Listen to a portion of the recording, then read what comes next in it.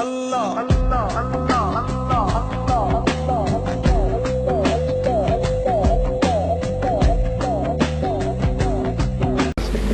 باللہ من الشیطان الرجیم بسم اللہ الرحمن الرحیم۔ عزیز دوستو السلام علیکم۔ یہ حیدرآباد میرا شہر ہے، 12-14 سال سے میں یہاں مقیم ہوں، لیکن آج پہلی دفعہ مجھے اسٹیج پہ آنے کا اتفاق ہوا۔ اسٹیج پہ آنے کا مقصد کوئی سیاست نہیں ہے، کوئی فتنہ نہیں ہے، کوئی کسی کی مخالفت نہیں ہے۔ ہر شہر میں دل والے ہوتے ہیں، ان دل والوں کو نکالنا مقصود ہے، اور دل کی آواز دلوں تک پہنچانا مقصد ہے۔ حضور پاک کے زمانے میں 2 طرح کا علم تھا، ایک زبان والوں کے لیے اور ایک دل والوں کے لیے۔ جن لوگوں نے وہ صرف زبانی علم سیکھا، انہی میں سے کوئی خارج ہوا، کوئی منافق ہوا، اور جن لوگوں نے وہ باطنی علم، دل والا علم بھی سیکھا، وہ تو اے صحابی یا رسول اللہ کہلائے، اور ولیوں سے بھی اعلیٰ مقام حاصل کر کے چلے گئے۔ ظاہری علم کتابوں میں، حدیث شریف میں، ہر علماء کے پاس مسجد میں موجود ہے، لیکن وہ باطنی علم نہ مسجدوں میں ملتا ہے، نہ حدیثوں میں ملتا ہے۔ قرآن مجید میں صرف 3 الفاظ ہیں، باطنی علم کے قرآن مجید میں صرف 3 الفاظ ہیں، باقی سب علم شریعت ہے۔ اور وہ 3 الفاظ کیا ہیں؟ جن کو تم کہتے ہو حروف مقطعات۔ تم کہتے ہو حروف مقطعات، آگے چلو، آگے تو زہری زہر ہے۔ سلطان صاحب فرماتے ہیں میں نے کسی مدرسے میں نہیں پڑھا، قرآن مجید کا پہلا لفظ لے لیا، الف سے اللہ اللہ کرتا رہا، اور اللہ اللہ کرنے سے میرا سینہ منور ہو گیا۔ جب سینہ منور ہو گیا تو اس میں ظاہری اور باطنی علوم خود بخود ہی آ گیا۔ وہ باطنی علم حدیث شریف میں بھی نہیں ہے، قرآن مجید کی تشریح حدیث شریف میں ہے، لیکن باطنی علم حدیث شریف میں بھی نہیں۔ حدیث شریف میں صرف اشارہ ہے۔ حضرت ابو ہریرہ رضی اللہ تعالیٰ فرماتے ہیں کہ مجھے حضور پاک سے 2 علم حاصل ہوئے ہیں، ایک تمہیں بتا دیا، اگر دوسرا بتاؤں تو تم مجھے قتل کر دو۔ اس کا مطلب ہے کہ وہ حدیث شریف میں بھی نہیں ہے، تو پھر وہ باطنی علم کہاں ہے؟ کبھی سوچا؟ وہ بہت ہی ناپید ہے، وہ حضور پاک کے سینے مبارک میں ہے، اور وہ سینہ بائی سینہ مستحق لوگوں کو ملتا ہے۔ جس طرح ظاہری علم کے لیے سفید کاغذ چاہیے، اسی طرح باطنی علم کے لیے سفید سینہ چاہیے۔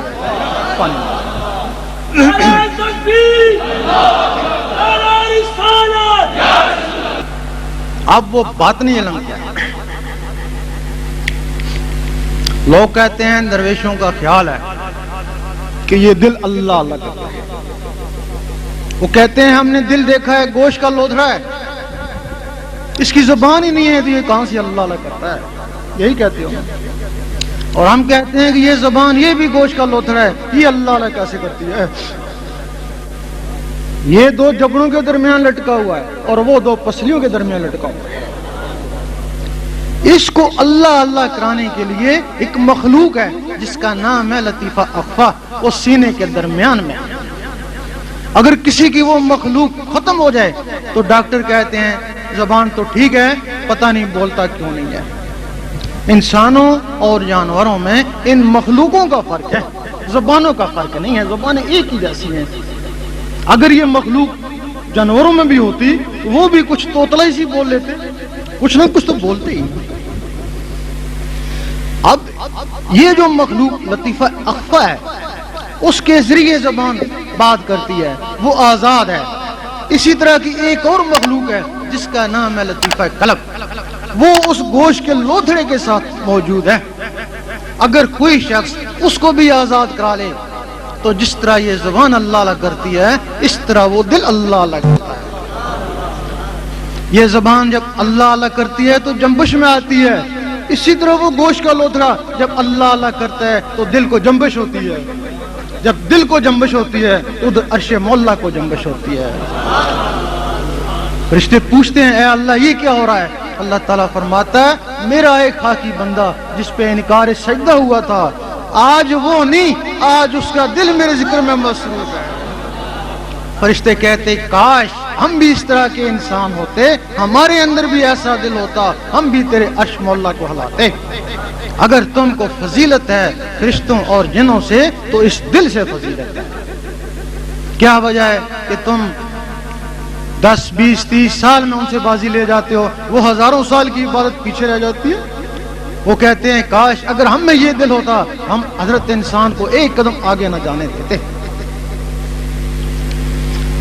اب یہ تو پتہ چل گیا ہے کہ اگر وہ مخلوق جس کا نام لطیفہ قلب ہے اس کی شکل فرشتوں کی طرح ہے، اگر وہ جاگ اٹھے تب یہ بات میسر ہوتی ہے، لیکن وہ جاگے کیسے؟ اگر کسی شخص نے انڈا نہ دیکھا ہو، اسے کہا جائے یہ ہوا میں اڑے گا، یہ چوں چوں کرے گا، کہے گا تو غلط کہتا ہے، نہ اس کی ٹانگیں ہیں، نہ زبان ہے، نہ پر ہے، کیسے یہ ہوا میں اڑے گا، کیسے چوں چوں کرے گا؟ اس کا نام بیضہ ہے، تمہارے بیضے کی نقل ہے، تمہارے اندر بیضہ ناسوتی ہے، اس کے اوپر 3 چھلکے ہیں اور تمہارے سینے والے کے اندر 1,80,000 جالے ہیں. اس کو زہری گرمی کی ضرورت ہے اور اس کو اللہ کی ضربوں کی ضرورت ہے. اس کو مرغی چاہیے اور اس کو مرشد چاہیے.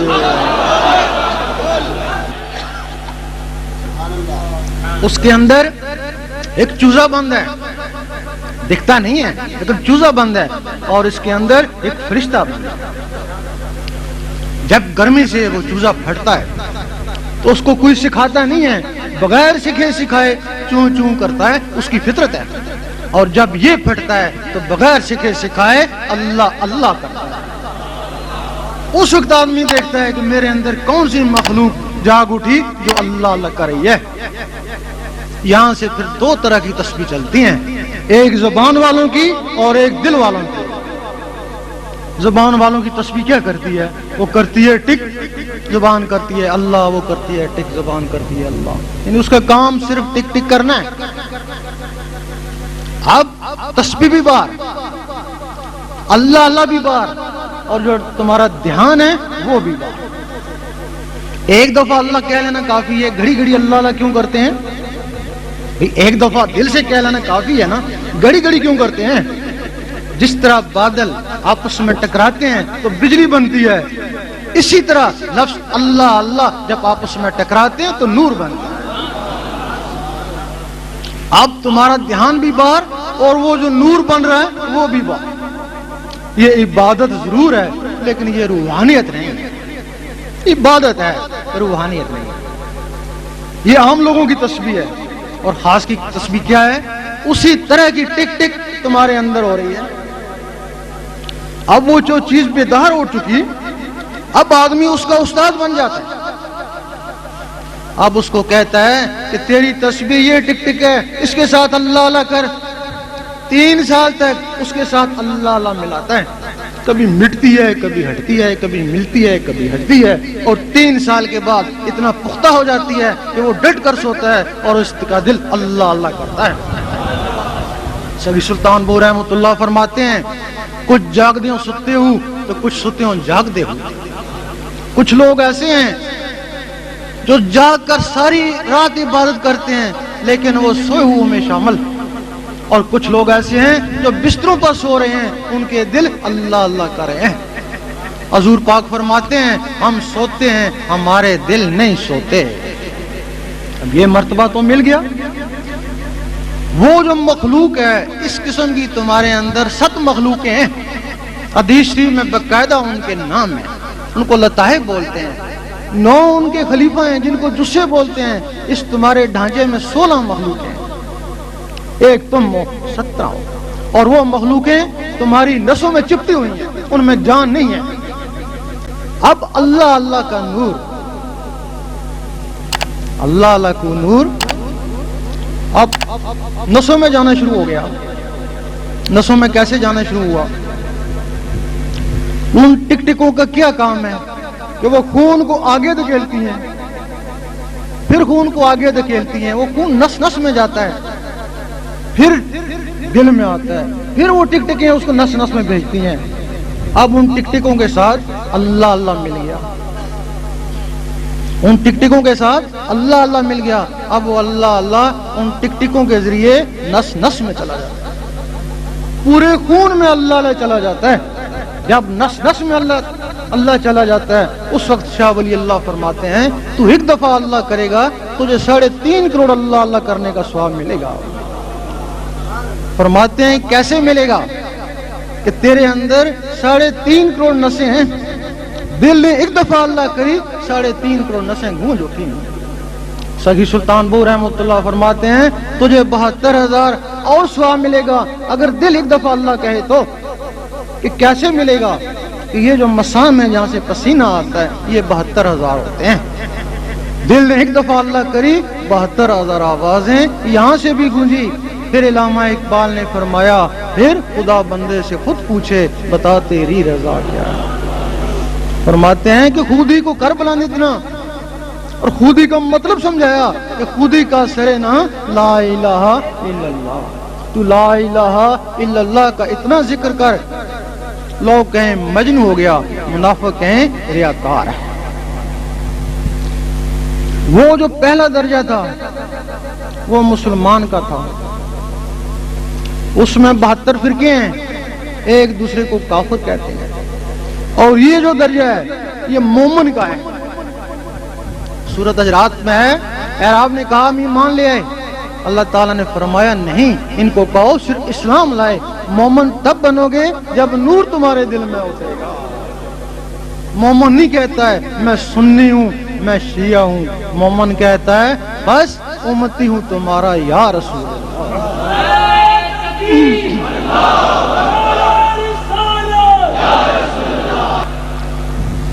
अगर यहां तक कोई आम आदमी पहुंच जाए उसको कहते हैं कि ये नूर है।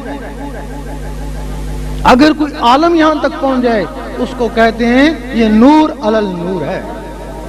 उन्हीं आलमों के लिए हुजूर पाक फरमाते हैं कि मेरे आलम बनी इस्राइल की नबियों की मानंद होंगे, और वाकई उनकी तौहीन दीन इस्लाम की तौहीन है।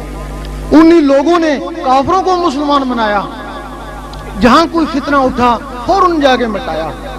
और जो इस इल्म बातन दिल के इल्म के बगैर आलम है उनको आलम सू कहते हैं। वो काफरों को मुसलमान नहीं बना सकते, मुसलमानों को काफिर कह सकते हैं। उन्होंने फितना मिटाया और ये रोज एक फितना खड़ा कर देते हैं। इसी तरह मुसलमान की नमाज और, मोमिन की नमाज और वली की नमाज। इसके बाद क्या होता है कि वलायत शुरू हो जाती है। ये वली लोग आसमानों से नहीं आते हैं। जो भी बच्चा है इस दुनिया में आया, हाँ काफिर का बच्चा हुआ, वो वलायत का राज लेके आया कि शायद कभी मुसलमान हो जाए और वो वलायत का राज इस्तेमाल करे तो वली बन जाए। और तारीख हुआ है कि काफिरों के बच्चे भी वली बन गए, मुसलमान हुए और वली बन गए। वो वलायत का राज क्या है? तुमने देखा होगा कि रात को यहां सोते हो, दूसरे शहर में घूमते हो, तुम नहीं होते, तुम्हारे अंदर की कोई चीज होती है, वो तुम्हारा नफ्स है जो हर किसी का आजाद है। अब तुम्हारे अंदर वो जो नस्ल में चिपटी हुई मखलूकें हैं, अब उनको भी नूर मिलना शुरू हो गया, वो भी अंदर बेदार होगी, उनमें भी जान आ गई। अब तुमने ख्वाब में देखा कि हजूर पाक के रोजे के गिर्द मंडला रहे हो, खाना काबा का तवाफ कर रहे हो, और तुम्हारा रुख तब्दील हो। 12 साल लगे। वो जो कहते हैं कि फलां वली ने 12 साल का चिल्ला किया, 11 का क्यों नहीं किया, 13 का क्यों नहीं किया, 10 का क्यों नहीं किया। जिस तरह 18 साल की उम्र में बच्चा बालग हो जाता है, इसी तरह 12 साल की उम्र में वो मखलूकें बालग हो जाती हैं। उनकी ग़िज़ा गोश्त रोटी नहीं है, उनकी ग़िज़ा अल्लाह का नूर है। اللہ کے نور سے 12 سال میں وہ بالغ ہو گئی. اب سونے کی ضرورت نہیں ہے. اب تم نے سوچا دیکھیں حضور پاک کیا کرے ہیں, تم نے سوچا اور وہ حضور پاک کے قدموں میں. اور بلے شاہ فرماتے ہیں کہ لوکی پنج ویلے عاشق ہر ویلے, لوکی مسیتی عاشق قدمہ, کہ جو لوگ 5 وقت رب کو یاد کرتے ہیں, نماز بھی رب کی یاد ہے, ان کی انتہا مسجد ہے, با جماعت ہو جائیں گے اور کیا کریں گے. لیکن جو لوگ اس کے ساتھ ہر وقت اللہ اللہ کرتے ہیں وہ حضور پاک کے قدموں میں پہنچ جائیں گے. وہ قدموں میں پہنچ گئے, نوازے تو گئے. اب تم ان مخلوقوں کے استاد ہو, ان کا تعلق تمہاری سوچ سے ہو گیا. اب تم نے سوچا دیکھیں اوپر کیا ہو رہا ہے, تم نے سوچا وہ اوپر پرواز کر گئی.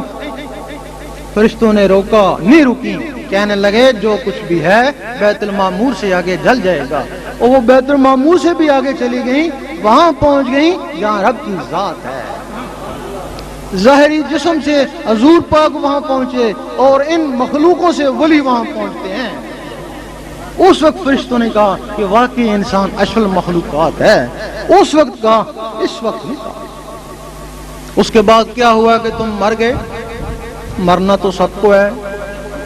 ہمارا عقیدہ ہے کہ مرنے کے بعد سب کی روحیں آسمانوں پہ چلی جاتی ہیں. ولیوں نبیوں کی روحیں بھی آسمانوں پہ چلی جاتی ہیں. پھر کبھی سوچا پھر ان درباروں میں کیا ہے. جب ان کی روحیں بھی اوپر چلی گئی پھر درباروں میں کیا ہے. وہ جو اضافی مخلوقیں تھیں روح ان کی بھی اوپر چلی گئی, وہ اضافی مخلوقیں ولی بن کے دربار پہ بیٹھ گئے ہیں. لوگوں کو فیض پہنچاتی, ذکر کرتی, نماز پڑھتی, اور قیامت تک ان کا ثواب ان کی روح کو ملتا رہے گا.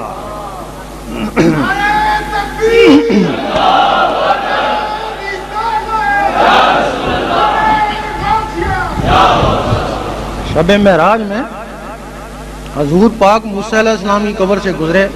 دیکھا موسیٰ علیہ السلام قبر میں نماز پڑھ رہے ہیں. آپ فوراً اوپر پہنچے, دیکھا موسیٰ علیہ السلام وہاں بھی موجود ہیں. مجدد الفسانی رحمت اللہ سے کسی نے پوچھا کہ میں نے آپ کو فلاں دن خانے کعبے میں دیکھا, فرمانے لگے میں نہیں گیا. دوسرے نے کہا اسی دن حضور پاک کے روزے پہ دیکھا کہ میں نہیں گیا. تیسرے نے کہا اسی دن غوث پاک کے روزے پہ دیکھا کہ میں نہیں گیا. لوگوں نے پوچھا پھر کیا تھا, کہ میرا اندر تھا. جتنے بھی یہاں بیٹھے ہیں وہ اندر ان سب کے اندر موجود ہے. اگر تم ان میں سے ایک کو بھی زندہ کر لو تو تم مر کے بھی زندہ ہو. اگر تم نے ان مخلوقوں کو اپنی زندگی میں ختم کر دیا وہ 40 سال کے بعد ختم ہونا شروع ہو جاتی ہیں. اگر زندگی میں ختم کر دیا تو تم زندہ ہی مردہ ہو. غوث پاک کی ایک وقت میں 9 آدمیوں نے دعوت پکائی, سنا ہوگا. 9 کے گھر جا کے کھانا کھایا. کچھ لوگ تو کہتے ہیں ایسا ہو ہی نہیں سکتا, لیکن جو آپ کو ماننے چاہنے والے ہیں وہ کہتے ہیں ایسا ضرور ہوا, لیکن ان کو بھی نہیں پتا کہ کیسے ہوا. غوث پاک کا جسم مبارک مسجد میں مؤذن کے پاس تھا, اور وہ جسم کے اندر کی چیزیں ادھر جا کے کھانا کھا رہی تھیں. اگر انہوں نے کھانا کھایا ہوگا, اٹھی بھی ہوں گی, بیٹھی بھی ہوں گی, باتیں بھی کری ہوں گی, اور جس میں اٹھنے بیٹھنے اور باتوں کی طاقت ہے, نماز میں یہی کچھ ہے. ہو سکتا ہے ان کی نماز خانہ کعبہ میں ہوتی ہو, اور وہ جو کہتے ہیں کہ درویش کی نماز عرش مولا میں ہوتی ہے, کہتے ہیں نا یہ جسم نہیں جاتا, وہ جسم کا اندر جاتا ہے. اب وہ غوث پاک کا جسم خواہ مسجد میں تھا تو اندر کی مخلوقیں آزاد تھیں, خواہ آپ کا جسم مبارک قبر میں چلا گیا تب بھی وہ چیزیں آزاد ہیں, اور آج تک لوگوں کو فیض پہنچا رہی ہیں. یقین کرو علم باطن کے بغیر علم ظاہر بھی کو نہیں. یہ مذہب اسلام کے 2 پر ہیں, ایک پر سے پرندہ اڑ نہیں سکتا. نماز 3 قسم کی ہے, ایک نماز صورت ہے, ایک نماز حقیقت ہے, ایک نماز عشق. نماز صورت ہر آدمی پڑھ سکتا ہے, اس کو پڑھنا کوئی کمال نہیں ہے. 72 فرقے والے بھی نماز صورت پڑھتے ہیں. سکھ جاسوس بھی نماز صورت پڑھا کے چلے گئے, اور جس کو سکھ جاسوس بھی پڑھ لیتا ہے اس نماز کا کیا اعتبار. نماز صورت کیا ہے؟ قرآن مجید فرماتا ہے کہ ان نمازیوں کے لیے تباہی ہے جو نماز حقیقت سے بے خبر ہیں ان کی نماز دکھاوا ہے۔ اللہ تعالیٰ نے حضور پاک کو فرمایا قل هو اللہ احد، کہہ دیجئے اللہ ایک ہے۔ آپ نے آمین کہا، آپ نے لوگوں کا کہہ دو اللہ ایک ہے۔ جنہوں نے آمین کہا مسلمان ہوئے، جنہوں نے نہیں مانا کافر رہے، جنہوں نے ہیل و جد کری منافق ہوئے۔ اب جب تم نماز پڑھتی ہو تو تم کس کو کہتے ہو؟ روز کہتے ہو کہہ دے اللہ ایک ہے۔ تم اپنے دل کو کہتے ہو کہہ دے اللہ ایک ہے، وہ جواب دیتا ہے گھر میں آٹا ہی نہیں ہے۔ پھر کہتے ہو اللہ الصمد، اللہ بے نیاز ہے، وہ کہتا ہے بیوی بیمار ہے۔ منافقت کر رہا ہے نا، مان ہی نہیں رہا۔ پھر تم نے کہا لام یلد ولم یولد، اس نے کہا ڈیوٹی سے لیٹ ہو گیا ہے چل۔ کافروں کی زبان اقرار نہیں کرتی، منافقوں کے دل تصدیق نہیں کرتے، اور فاسقوں کے جسم عمل نہیں کرتے۔ بتاؤ تمہارا دل تو منافق تھا، اب منافق دل کی نماز کیسے ہوگی؟ قرآن مجید فرماتا ہے کہ یہ نماز دکھاوا ہے۔ دکھاوا کیسے ہے؟ خشوع خضوع سے مسجد میں کھڑا ہے، لوگ کہہ رہے ہیں کہ بڑے خشوع خضوع سے نماز پڑھا ہے، لیکن اللہ تعالیٰ فرماتا ہے نہ عملوں کو دیکھتا ہوں، نہ شکلوں کو، نہ تیری داڑھی کو دیکھتا ہوں، نہ تیرے سجدے کو، میں تیرے قلب اور نیت کو دیکھتا ہوں۔ جس کو اللہ دیکھتا ہے اس میں دنیا، شیطانی خیال، کاروبار، اور جس کو دنیا دیکھتی ہے اس میں اٹینشن کھڑا ہوا ہے۔ یہ نماز دکھاوا ہے، بھلے آپ گھر میں اکیلے پڑھیں پھر بھی یہ نماز دکھاوا ہے۔ یہ نماز تباہی بھی ہے۔ قرآن مجید فرماتا ہے کہ تباہی بھی ہے۔ تباہی کیسے؟ 5 وقت کا نمازی تھا، ایک نیکی فائل پہ لکھی گئی، لیکن تھوڑا سا تکبر دل میں بھی آیا کہ میں نے جماعت سے نماز پڑھی۔ دل خالی ہے، نیکیاں کر رہا ہے، فائل میں لکھی جا رہی ہیں نیکیاں، لیکن دل میں تکبر، حرص، حسد آ رہا۔ پھر کیا ہوا؟ ایک دن فائل نیکیوں سے بھر گئی، لیکن وہ سینہ تکبر، حرص، حسد سے بھی بھر گیا۔ جب اللہ تعالیٰ نے دیکھنا چاہا تو فائل کو نہیں دیکھتا ہے، وہ دلوں کو دیکھتا ہے۔ دلوں میں تکبر، حسد بھرا ہوا ہے تو اللہ تعالیٰ اس سے بیزار ہو جاتا ہے۔ جب اس سینے میں تکبر آیا، تہجد بھی پڑھتا ہے لوگوں نے کہا، اور تکبر آیا، ایک دن بے نمازی کو دیکھا، بڑی حقارت سے دیکھا کہ میں تجھ سے بہتر ہوں۔ اس وقت علم باطن کام آتا ہے، ورنہ اس کا ایمان ہی چلا جاتا ہے۔ علم باطن کیسے کام آتا ہے؟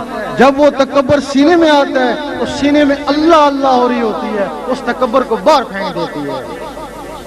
پھر تکبر آتا ہے سینے میں، وہ اللہ اللہ ہو رہی ہے، اس تکبر کو باہر پھینک دیتی ہے، اور وہ سینہ محفوظ رہتا ہے۔ ادھر جب تکبر کی انتہا ہو گئی، بے نمازی کو دیکھا، بڑی حقارت سے دیکھا کہ میں تجھ سے بہتر ہوں، اور یہ نہیں پتا تکبر عزازیل کا خوار کا۔ عزازیل کو تکبر نہیں خوار کیا۔ اب سوچنے لگا کہ اس وقت روئے زمین میں میرے جیسا کوئی آدمی نہیں، لیکن کہتے ہیں کہ حضور پاک افضل بشر ہے۔ اب اس نے ساری سنتے اپنا لی، ساری سنتے جب اپنائیں، اب کہنے لگا اب مجھ میں اور حضور پاک میں کیا فرق رہا، میرے بڑے بھائی کی طرح ہیں۔ جب یہاں تک پہنچا تو اس کا ایمان ہی چلا، وہ نمازیں اس کا ایمان ہی لے گئی۔ اس کو نماز صورت بولتے ہیں۔ اب نماز حقیقت کیا ہے؟ جس کے لیے مجدد صاحب فرماتے ہیں کہ خاصان خدا کی نماز حقیقت ہے، عام لوگوں کی نماز صورت ہے۔ فرماتے ہیں کہ ہر شخص کو چاہیے کہ نماز حقیقت کی تلاش کرے۔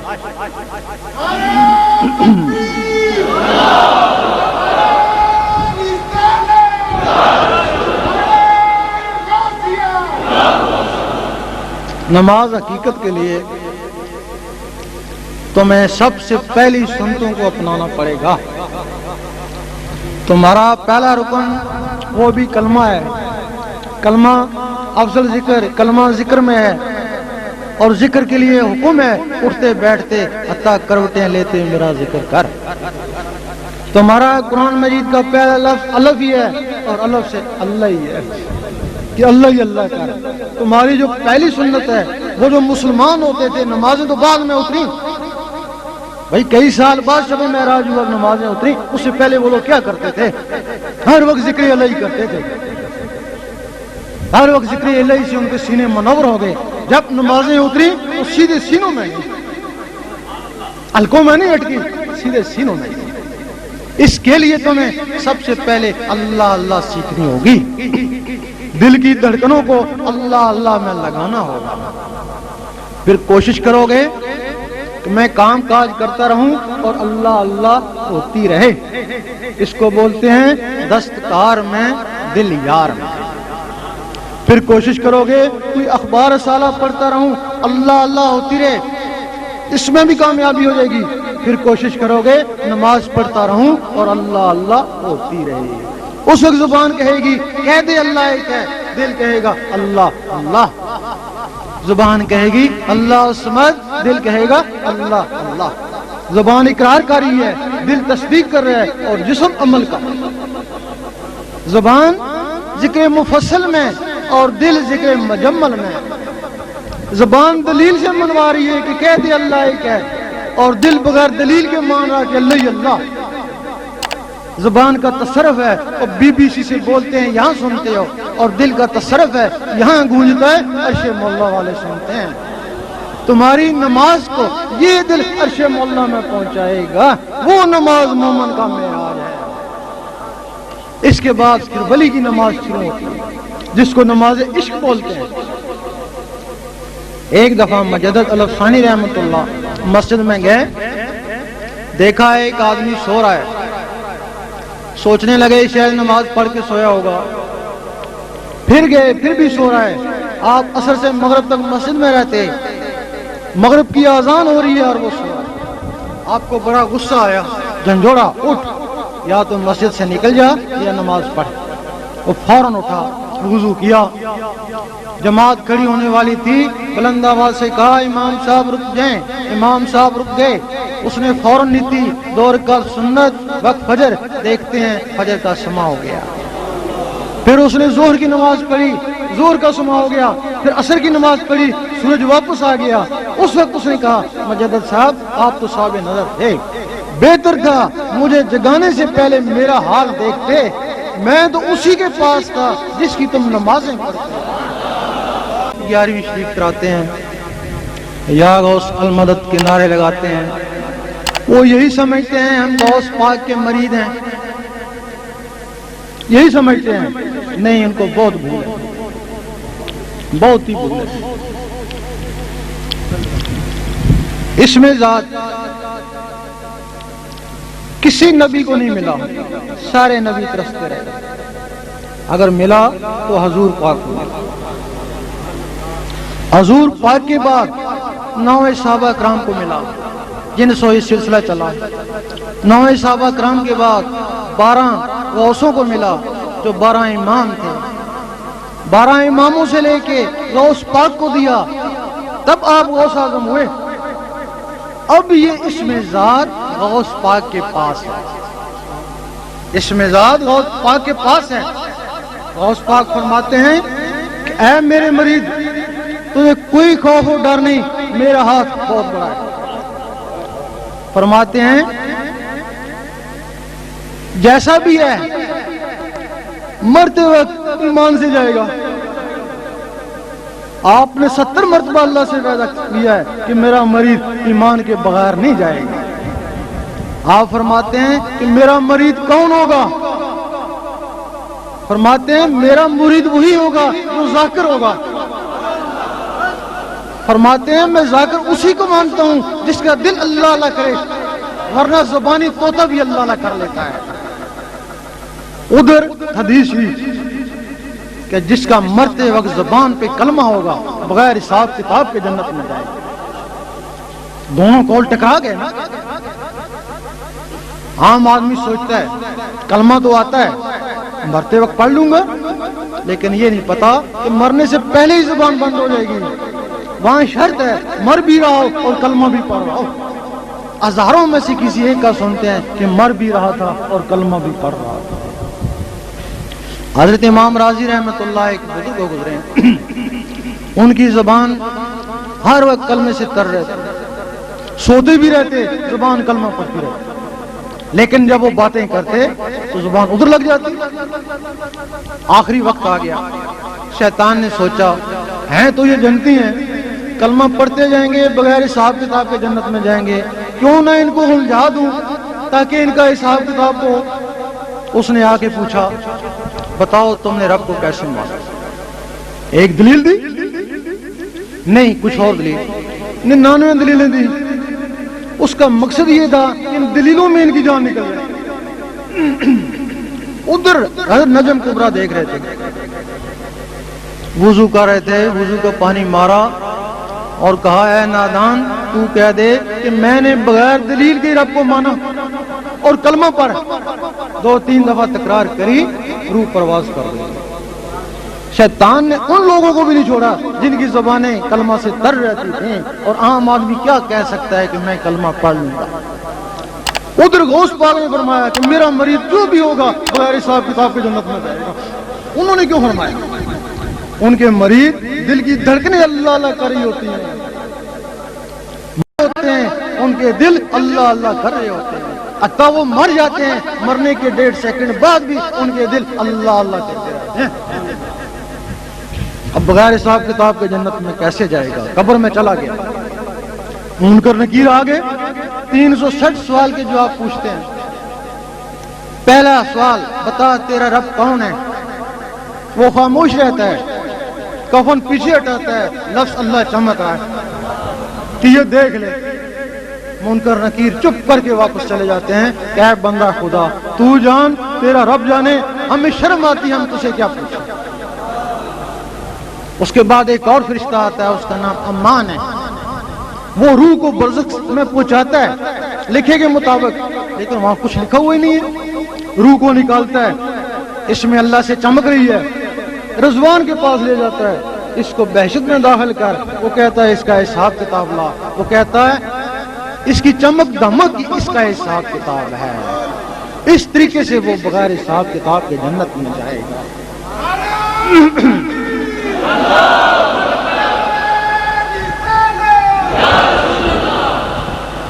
یہ اسم ذات جس پہ بنی اسرائیل کے نبی بھی ترستے رہے، کسی کو نہیں ملا. اگر کسی کو دیدار ہوا تو اسم ذات سے.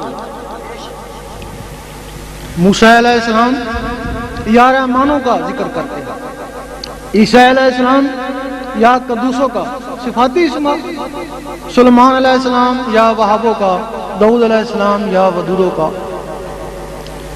باقی نبی اپنے اولو العظم رسول کا کلمہ پڑھتے. ایک دن موسیٰ علیہ السلام نے کہا اے اللہ دیدار دے. جواب آیا تاب نہیں ہے. سوچنے لگے کسی میں تاب ہوگی. جواب آیا ایک میرا حبیب اور اس کی امت.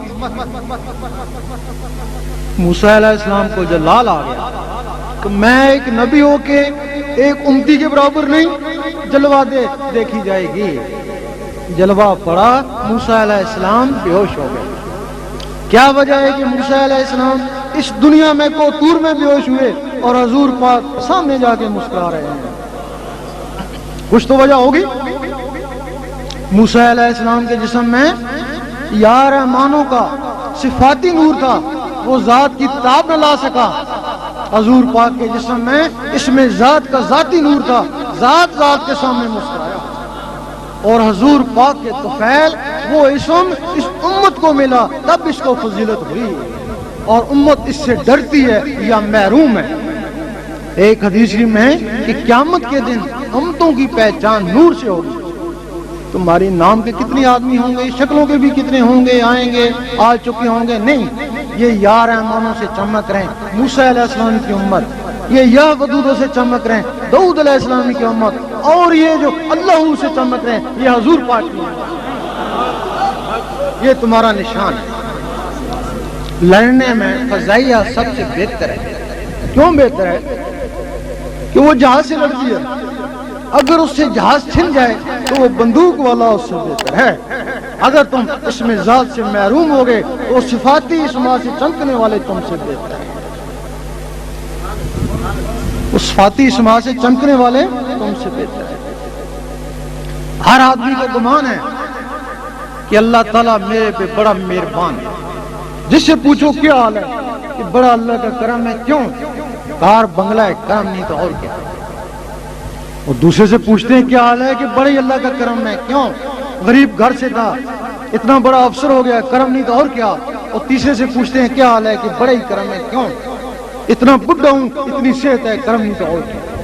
اور ہم کہتے ہیں اگر تم اس کو کرم سمجھتے ہو تو یہ چیزیں کافروں کے پاس بھی ہیں، جو کافروں کو دیں وہ تم کو دیں، تمہارے پہ کیا کرم ہوا؟ وہ چیزیں ان کو دی، وہی تم کو دی، تم کہتے ہو ہمارے پہ کرم ہو گیا۔ اگر تم نے اس کا کرم دیکھنا ہے تو ذکر اللہ میں لگ جاؤ۔ 2 4 5 7 دن میں اندر سے اللہ اللہ شروع ہو گئی، اس کا کرم ہو گیا۔ اگر کوشش کے باوجود اللہ اللہ نہیں جانتا، اس سے وحشت ہوتی ہے، الٹا اس کے مخالف ہو گئے تو تمہارے رب کا کوئی کرم نہیں۔ اگر کرم ہوتا تو تم کو اپنے نام لیواؤں میں لیتا، اپنے آپ کو پہچانی کسوٹی کہ میں کیا ہوں، میرا مرشد کیا ہے اور رب مجھ پہ کتنا مہربان ہے، یہی کسوٹی۔ گجرانوالہ میں ایک انگریز نے سوال کیا کہ میں مسلمان تو ہو جاؤں، نماز بھی پڑھوں، سارے عیب بھی چھوڑ دوں، شرابیں بھی چھوڑ دوں، لیکن ایک بات میری سمجھ میں نہیں آتی کہ تمہارے علماء کہتے ہیں کہ پھر بھی پتہ نہیں تم دوست کی ہے یا بیشتی ہے، گارنٹی نہیں دیتے ہیں۔ کہنے لگا کہ جس مذہب کی گارنٹی نہیں، اس کا مطلب وہ مذہب کمزور ہے۔ صحیح کہا اس نے۔ ہم کہتے ہیں کہ مذہب اسلام گارنٹی ہے، اگر یہ طریقہ استعمال کرے تو 5 7 دن میں اس کو پتہ چل جاتا ہے کہ وہ کیا ہے۔ اگر اللہ اللہ شروع نہیں ہوتی ہے اس کی گارنٹی کو۔ اللہ تعالیٰ کے 99 نام ہیں، 98 صفاتی ہیں۔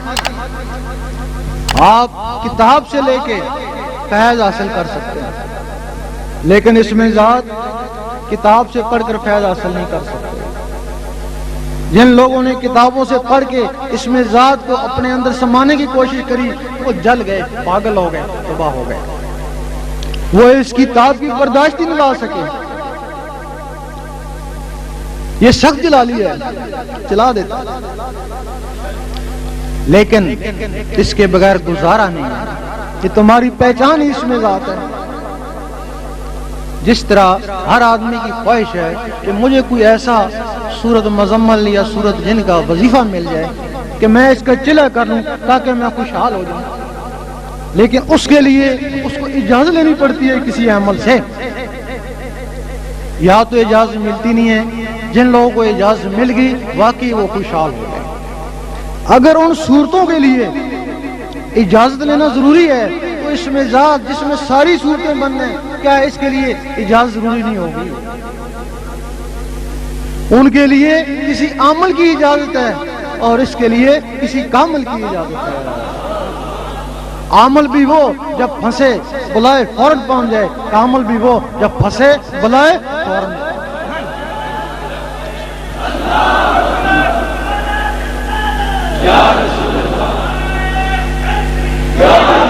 اجازت کیا ہے؟ آپ یہاں تہجد پڑھتے رہیں، ساری رات پڑھتے رہیں، شیطان ایک کونے پہ کھڑا ہنستا رہتا ہے کہ تھکتا رہے، تیرا دل تو میرے ہاتھ میں ہے، جب جی چاہوں گا موڑ دوں گا۔ اور تمہیں ایک دن شکایت ہوئی میں بڑا تہجد گزار تھا، مجھے کیا ہوا، میں تو فرض نماز بھی نہیں پڑھ سکتا، تو شیطان نے دل موڑ دیا۔ جب کوئی شخص اس میں اللہ کو دل میں بسانے کی کوشش کرتا ہے، شیطان سوچتا ہے اگر یہ لفظ اللہ اس کے اندر چلا گیا، اس کا دل منور ہو گیا، تو یہ آدمی ساری عمر کے لیے میرے ہاتھوں سے گیا۔ خواجہ یزید بستامی رحمۃ اللہ جنگل میں چلے گئے، جب دوسری عبادت کرتے شیطان ان کو دیکھتا رہتا، لیکن جب اس میں اللہ کی ضربیں لگاتے وہ قریب آ کے ان کو ستاتا۔ ایک دن ان کو بڑا غصہ آیا، ڈنڈا لے کے اس کے پیچھے بھاگے، آواز آئی اے بایزید یہ ڈنڈوں سے نہیں مرتا، یہ اللہ کے نور سے جلتا ہے، اتنا ذکر کر کہ تو نور علی نور ہو جائے۔ جب باجید بستامی رحمۃ اللہ نور علی نور ہو گئے تو شہر بستان سے جادوگری چلے گئے، اب ہمارا عمل یہاں اثر نہیں کرتا۔ جب کوئی شخص اس کو اندر بسانے کی کوشش کرتا ہے، شیطان کے پاس ہندو جنات کی فوج ہے، بما اسلح قرآن مجید گواہ ہے، حکم دیتا ہے جاؤ اس کو برباد کرو، تباہ کرو، کچھ بھی کرو، یہ لفظ اللہ اس کے اندر نہ جائے۔ وہ آئیں گے تو انہیں ستائیں گے، باز نہیں آئے، بیمار کر دیں گے، باز نہیں آئے، پاگل کر کے چلے جائیں گے۔ جب ہوش آئے گا تو یہی کہو گے خبردار اللہ مت کرنا، اس سے لوگ پاگل ہو جاتے ہیں، اسی سے ڈرتے ہو نا۔ لیکن جہاں سے اس کی اجازت ہوتی ہے اللہ تعالیٰ ان کو بھی ایک رحمانی فوج دیتا ہے، وہ شیطانی فوج تم پہ ٹوٹ پڑی اور وہ رحمانی فوج شیطانوں پہ ٹوٹ پڑتی ہے، اور رحمانی فوج اس وقت تک تمہارا ساتھ دے گی جب تک تمہارے اندر رحمان جاگ نہیں اٹھا، پھر تم بندہ نہیں رہے، بندہ نواز بن گئے، غریب نہیں رہے، غریب نواز۔ یہ اس کی اجازت ہے۔ آپ اس کا تھوڑا سا طریقہ بھی بتا دیں، ہو سکتا ہے کوئی اہل دل ہو۔ روزانہ 66 مرتبہ سفید کاغذ پر کالی پنسل سے لفظ اللہ لکھیں۔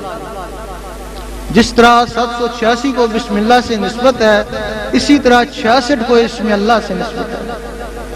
آپ تھوڑے دن لکھیں گے، ایک دن آئے گا جو آپ کاغذ پہ لکھتے تھے وہ آپ کی آنکھوں پہ تیرنا شروع ہو جائے گا۔ جب آنکھوں پہ تیرنا شروع ہو جائے پھر لکھنا بند کر دیں، آنکھوں سے پھر اس کو دل کے اوپر اتارنے کی کوشش کریں۔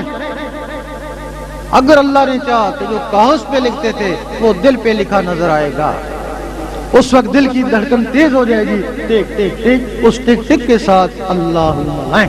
بار بار ایسا کریں گے، رب نے چاہا دل کی دھڑکنیں اللہ اللہ میں تبدیل ہو جائیں گی۔ رات کو سونے لگیں، انگلی کو قلم خیال کر کے دل کے اوپر اللہ لکھتے لکھتے سو جائیں، اسی میں نیند آ جائیں۔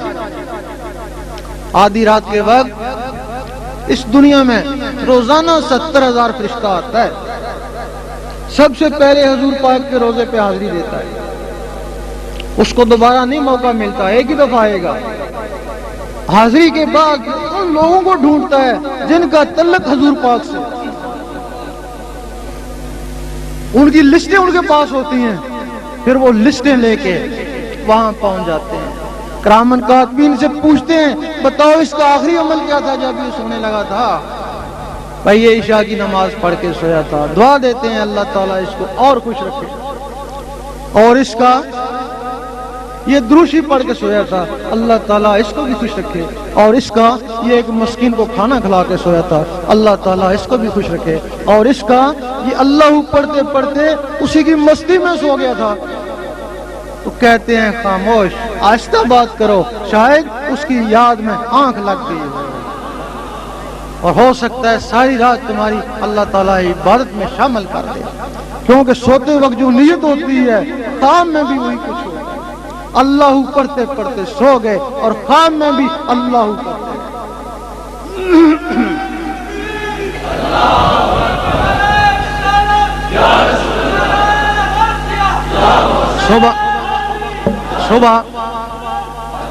صبح اٹھیں، کاروبار کے لیے جا رہے ہیں یا آفس میں جا رہے ہیں، ذکر خفی کرتے رہیں۔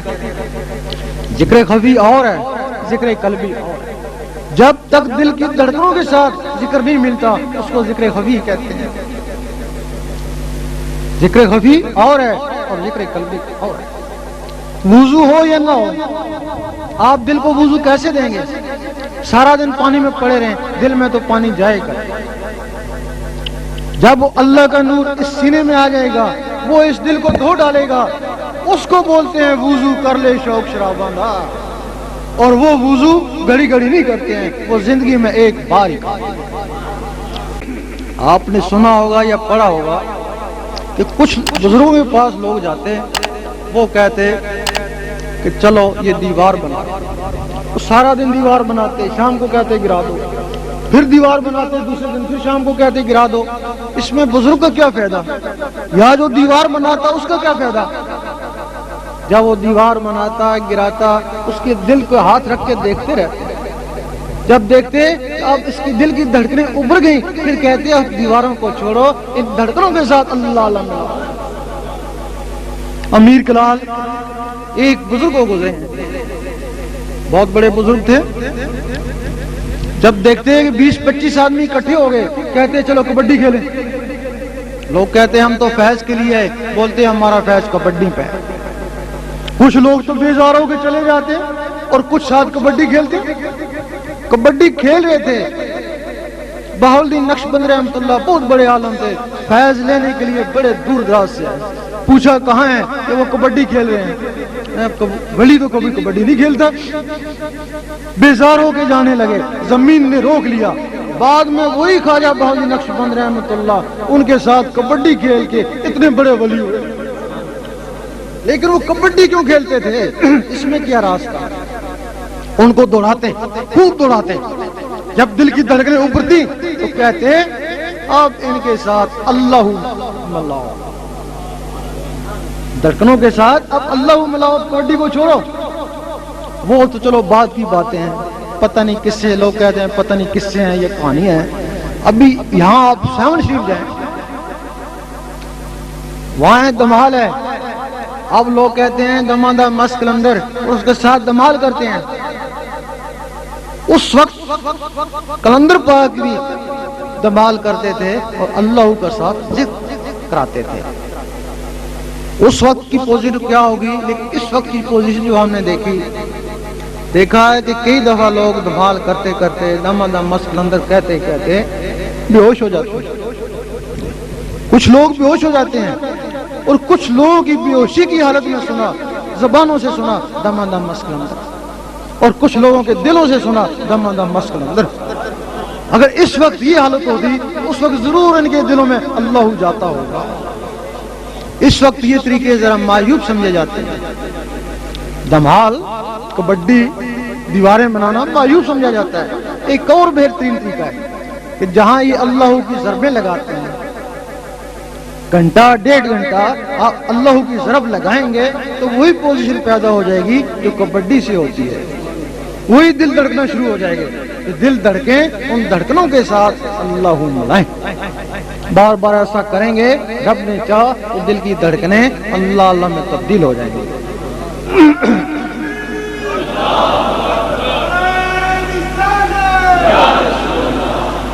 کچھ جسم میں جلالی ہیں، کچھ جسم میں جمالی ہیں۔ اگر ذکر سے جسم میں گرمی آئے پہلے تو اس کو برداشت کریں، کیونکہ گرمی کے بغیر کوئی چیز پکتی نہیں ہے، نہ ہی فصل پکتی ہے، نہ ہی ترکاری پکتی ہے، اور نہ ہی تمہارا سینہ پکتا ہے۔ لیکن جب ترکاری جلنے کو ہوتی ہے تو اس کے اوپر پانی ڈالتے ہیں، فصل جلنے کو ہوتی ہے اللہ تعالیٰ بارش برساتا ہے۔ اسی طرح جب یہ سینہ جلنے کو ہو تو پھر درود شریف پڑھیں، درود شریف اس کو ٹھنڈا کر دیتا ہے۔ صحابہ کرام فرماتے ہیں کہ ہم پہ جب مصیبت آتی ہم درود شریف پڑھتے، اس سے پہلے کیا کرتے؟ ہر وقت ذکر الہی میں رہتے۔ لیکن جب دل گھٹنے کو ہوتا، گرمی آتی، خیال آتا کہ گھر کو چھوڑو جنگل میں جاؤ، درود شریف پڑھتے، وہ ان کو ٹھنڈا کر دیتا۔ زبانی عبادت میں سب سے افضل درود شریف ہے، لیکن جب ذکر قلبی عطا ہو جائے تو درود شریف اس کا وسیلہ بن جاتا ہے۔ ہم پنجاب میں گئے، جس شہر میں گئے پتہ چلا کہ تمہارے خلاف فتوے نکلے ہوئے ہیں۔ ہمارے دوست بھی بہت ہیں، دشمن بھی بہت ہیں، بہت سے علماء جو ہمارے حق میں ہیں اور بہت سے علماء جو ہمارے مخالف ہیں۔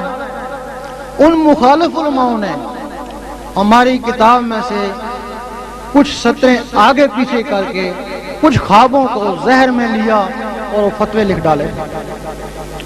لوگوں نے فتوے دکھائے، ہم نے کہا کہ یہ کتابیں لے جاؤ اور جا کے پڑھ لو، خود ہی انصاف کر لو۔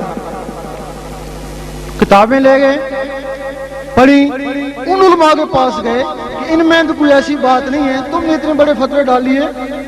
وہ کہنے لگے کہ وہ پہلے ایڈیشن تھے انہوں نے وہ چھپا لیے، یہ دوسری ایڈیشن ہے وہ انہوں نے چھپا لیے۔ ہم کہتے ہیں کہ اگر وہ ایڈیشن ہم نے چھپا لی ہیں لیکن جن سے تم نے اقتباس لیے ہیں وہ تو تمہارے پاس ہوں گے نا، وہی ان کو دکھاؤ، وہ تمہارے پاس ہے نا، وہی دکھاؤ۔ اس وجہ سے ذکر لینے سے پہلے اگر کسی کے دل میں کوئی ایسا سوال ہو ان فتووں کے متعلق، وہ دل صاف کر لے، اس کے بعد پھر ذکر لے، انشاءاللہ اس کی حفاظت اس وقت تک کریں گے جب تک اس کا اندر جاگ نہیں ہوتا۔ یہ بات کس نے لکھی ہے کہ غوث پاک نے دفعہ رفع دین کیا تھا یا نہیں؟ یہ بات اس طرح ہے کہ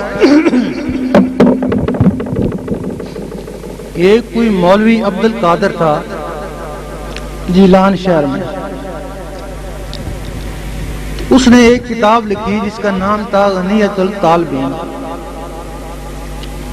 وہ کتاب چھپ گئی، وہ اس وقت ہندوستان تھا، ہندوستان میں بھی آئی۔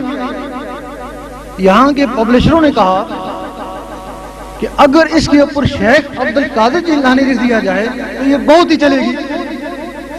بھئی وہاں مولوی عبد القادر لکھا ہوا ہے، لوگوں کو پتہ ہے یہ کوئی اور ہے، اگر شیخ تم لکھ دو تو یہ بہت ہی چلے گی۔ ان لوگوں نے اس کتاب کے اوپر شیخ عبد القادر جیلانی لکھ دیا گیا، حالانکہ غوث پاک نے کوئی کتاب نہیں لکھی۔ آپ صرف واعظ فرماتے تھے، وہ کاتب لکھ لیتے، ان کے دوسروں کے نام وہ کتابیں، غوث پاک نے کوئی کتاب نہیں لکھی۔ باقی رہا سوال رفع دارین کا، اگر غوث پاک ہاتھ چھوڑ کے نماز پڑھتے تو سارے ولی ہاتھ چھوڑ کے نماز پڑھتے، کسی کیونکہ سب ولیوں ان کی نقل کرتے۔ وہ جو شخص تھا مولوی عبد القادر، وہ رفع دارین کا، اس وجہ سے یہ رواج ہو گیا، لیکن ابھی بھی کوئی بھی شخص وہ رفع دارین نہیں کرتا۔ سارے غوث پاک کے ماننے والے تو کوئی نہیں کرتے۔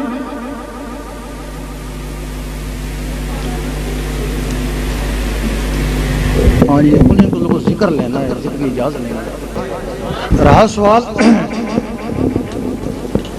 اس وقت ولیوں کو پہچان کون ہے؟ ہزاروں مرشد ہیں نا، ہر کسی کے مرشد ہیں، ولی تو کسی ایک کا ہوگا، سب کے تو ولی نہیں ہوتے۔ ہمارے علاقے میں یہ رسم ہے، اس ملک میں، کہ دادا ولی تھا، ہمارے دادا اس سے بیت، وہ چلا گیا، اس کے بیٹے سے ہمارے باپ، اس کے بیٹے سے ہم، اس کے بیٹے سے ہماری اولاد، یہ رسم ہے نا، یہ رسم غلط ہے۔ ولایت وراثت نہیں ہے، اگر وراثت ہوتی تو نبوت ہوتی، ہر نبی کا بیٹا نبی ہوتا ہے نا۔ جب نبوت وراثت نہیں ہے تو ولایت کیسے وراثت؟ بیت بکنے کو بولتے ہیں، لیکن بکے تو ولی کے آگے بکے نا، وہی خرید سکتا ہے نا۔ جب عام آدمی خرید ہی نہیں سکتا، اس کو چلا ہی نہیں سکتا، اس کی بیعت کیا ہوگی؟ اب لوگ سوچتے ہیں کہ یہ اس سے نسبت ہے، وہ ہم کو کہتا ہے کہ ہم نے تمہیں اس دربار کے حوالے کر دیا، یہی کہتے ہیں نا۔ اگر ہم نے درباروں سے فائدہ حاصل کرنا ہے تو ہمارے لیے آقا کا دربار کافی نہیں، پھر آقا کو ولی کہنے کی کیا ضرورت تھی؟ اب لوگ یہ بھی کہتے ہیں کہ وہ بھی نماز پڑھتا ہے، تو ولی اس کا باپ وہ بھی نماز پڑھتا تھا، اس کی بھی داڑھی ہے، اس کی بھی داڑھی ہے، تو فرق یہ بھی اچھا آدمی ہے، لیکن ولایت میں اور ان میں فرق ہے۔ جب کسی کو اللہ تعالیٰ نوازتا ہے تو اس کے اوپر تجلی ڈالتا ہے، جو موسیٰ علیہ السلام کے اوپر پڑی تھی۔ ہو سکتا ہے وہ ہلاک ہو جائے، ہونے دو، ہو سکتا ہے اس کا شیشہ عقل ٹوٹ جائے، اس کو مجذوب بولتے ہیں، ہو سکتا ہے برقرار رہے، اس کو محبوب بولتے ہیں۔ اگر برقرار رہا تو اللہ تعالیٰ روزانہ اس کو 500 مرتبہ دیکھتا ہے، ایک دفعہ اس کو دیکھتا ہے، اس کے ساتھ گناہ کبیرہ جلتے ہیں۔ اب اس کے گناہ کیا ہوتے ہیں؟ اس کے پاس بیٹھنے والوں کے گناہ جلنا شروع ہو جاتے ہیں۔ حضور پاک کے اوپر ہر وقت نظر رحمت، ہر وقت اللہ دیکھتا تھا، اور یہی وجہ ہے کہ آپ کی محفل میں بیٹھنے والے بغیر وظیفوں چلوں کے ولیوں سے بھی اعلیٰ مقام حاصل کر کے چلے گئے۔ جب اصحاب کہف کے اوپر وہ نظر رحمت پڑی تو وہاں کوئی شخص نہیں تھا، صرف ایک کتا تھا۔ بھائی اس کتے نے کیا نمازیں پڑھی تھی؟ صرف ایک کتا تھا، وہ حضرت تصویر بن گیا۔ تو ولی کہ یہ ہوتی ہے کہ اس کے پاس بیٹھنے سے، اس کی نسبت سے ہی گناہ جلنا شروع ہو جاتے ہیں۔ اور جو اس کی آگے اولاد ہے ولی نہیں ہے، وہ تو اپنے لیے، تمہارے لیے تو نہیں ہے نا۔ اب رہا شخص بیعت کے بغیر گزارا بھی نہیں ہے، لیکن ولی کی پہچان بھی نہیں ہے۔ بھی پہچان نہیں، تم اسے نماز دیکھو گے یا داڑھی دیکھو گے نا، وہ تو ہر کوئی پڑھ لیتا ہے۔ کو نور ہیرا انگریزوں کے پاس تھا، حکومت مغلوں کے پاس تھا، حکومت رہی، جب مغلوں سے گیا حکومت گئی۔ اب تم کو کہا جائے کہ نور ہیرا لے آؤ، تم کو تو پتہ ہی نہیں ہے، تم اصل کے باؤ نقلی ہیرا لے آؤ گے، گھر میں رکھو گے، کوئی فیض نہیں ہوگا، تمہارا ایمان ہیرے سے اٹھ جائے گا۔ بہتر نہیں تھا کہ تم سب سے پہلے جوہری بنتے، بھلے 2-4 سال ضائع ہوتے، پھر ہیرے کی تلاش میں نکلتے، پھر جب بھی ملتا تو صحیح ملتا، تمہارا ایمان نہ اٹھا۔ اس لیے اب ضروری ہے کہ ولی کی پہچان کے لیے پہلے تم جوہری بن جاؤ، تم اپنے دل کی دھڑکنوں کو اللہ اللہ میں لگا لو۔ جب یہ اللہ اللہ میں لگ جائیں گی تو حدیث شریف میں ولی کی پہچان ہے کہ جس کی محفل میں بیٹھنے سے اللہ اللہ شروع ہو جائے، تمہاری اللہ اللہ ہو رہی ہے، اس کے پاس بیٹھو گے، یہ اللہ اللہ مچلے گی، دھڑکنیں تیز ہو جائیں گی، رکت پیدا ہو جائے گی، تم سمجھ جاؤ گے یہ ولی ہے۔ دربار پہ جاؤ گے، ولی کی دربار پہ وہی رکت پیدا ہو جائے گی، دھڑکنیں خوب اللہ اللہ کریں گی۔ کسی ناقص کے پاس جاؤ گے، ان کو پرواہ نہیں ہوگی۔ سفلی کے پاس جاؤ گے، یہ گھبرائیں گی، گھٹن ہوگی، تم سمجھ جاؤ گے یہ سفلی ہے۔ یہ تمہاری پہچان۔ اس کے لیے تم پہلے جوہری بن جاؤ، پھر ولیوں کی تلاش میں نکلنا، پھر جب تمہیں کوئی ملا تو صحیح ملے گا، کیونکہ چور کو چور پہچانتا ہے اور ولی کو ولی پہچانتا ہے۔ اور دوسرا اس کا اور کیا ہوتا ہے، یہ جو ذکر ہے، اس ذکر کے ذریعے جب آپ کا دل ہر وقت اللہ اللہ کرتا رہے گا، دل سے اللہ اللہ ہوتی رہے گی، تو آپ کے دل میں اللہ کی محبت پیدا ہو جائے گی۔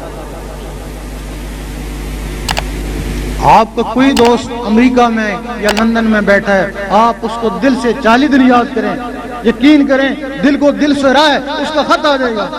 اب آپ اللہ کو دل کی گہرائیوں سے یاد کریں اور کئی سال تک یاد کریں، جب یاد کریں گے تو وہ کئی دوستوں سے زیادہ مہربان ہیں۔ اب لوگ سٹیج پہ کھڑے ہوتے ہیں، کہتے ہیں ہم عاشق رسول ہیں، ہم عاشق اللہ ہیں، کہتے ہیں نا، غلط دعوے ہیں۔ عاشق تو تب بنتا ہے جب ان کو دیکھا ہوا ہو، وہ دیکھا ہی نہیں کہتا میں عاشق ہوں، یا تو دیکھا ہوا ہو یا ان کے ناموں کو اپنے سینے میں بسا لو۔ جب وہ نام سینوں میں بس جائیں گے تو تمہیں اللہ سے محبت ہو جائے گی۔ جب اللہ سے محبت ہو جائے گی، ایک وقت آئے گا کہ اللہ بھی دیکھے گا کہ یہ بندہ کب سے میرا نام لے رہا ہے، اذکرونی اذکرکم۔ جب وہ دیکھے گا تو پھر وہ عشق کا مقام ہے، پھر وہ عشق کا مقام ہے، پھر تمہیں اللہ سے عشق ہو گیا۔ جب اللہ سے عشق ہو گیا تو اللہ کے حبیب سے بھی ہو گیا، وہ خدا نہیں اور جدا بھی نہیں، اور جب اللہ کے حبیب سے ہو گیا تو سب ولیوں سے ہو گیا۔ ہم چاہتے ہیں کہ تمہارے دلوں میں، ہمارا مقصد تمہیں بیعت کرنا نہیں ہے، نذرانہ لینا نہیں ہے، ہمارا مقصد ہے تمہارے دلوں میں اللہ اور اس کے حبیب کی محبت پیدا ہو۔